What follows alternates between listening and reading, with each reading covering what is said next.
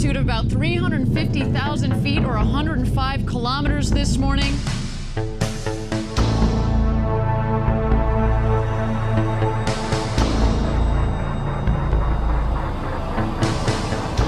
Designed, tested, and proven here at Blue Origin. All right, we're looking for separation here between the capsule and the booster.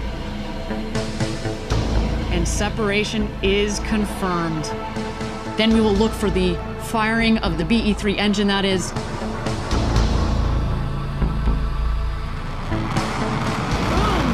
There's the sonic boom. Engine relay.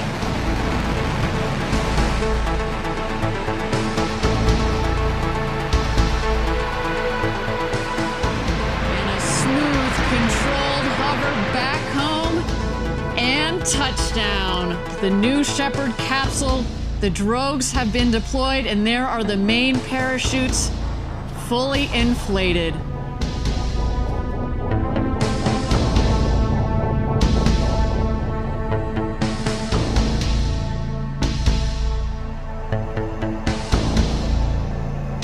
And touchdown.